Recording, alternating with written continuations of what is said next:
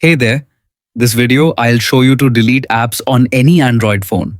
Whether you want to free up storage space, remove apps you no longer use, or clean up your device, this step-by-step guide will walk you through two simple methods. Let's get started. Method 1. Delete apps from the home screen or app drawer. The fastest way to remove an app is directly from your home screen or app drawer. First, locate the app you want to delete. If it isn't on your home screen, swipe up to open the app drawer and find it there.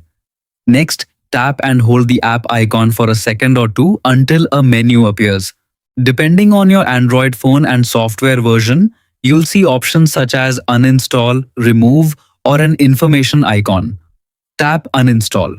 A confirmation message will appear asking if you're sure you want to uninstall the app. Tap OK or uninstall to confirm. The app will now be removed from your phone.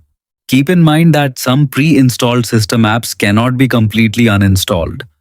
In those cases, you may only see the option to disable, which prevents the app from running and hides it from the app drawer.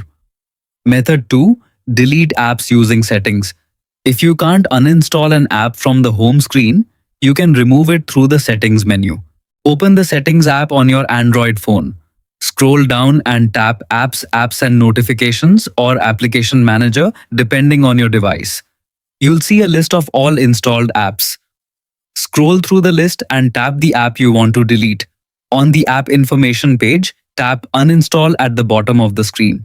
When the confirmation message appears, tap OK or Uninstall to remove the app permanently. If the uninstall button is unavailable, the app is likely a system app. In that case, tap Disable to stop it from running and free up some system resources. Deleting unused apps is a great way to free up storage space, improve performance, and keep your Android phone organized. Your Android phone is now a little cleaner and has more free space. Thanks for watching and see you in the next tutorial.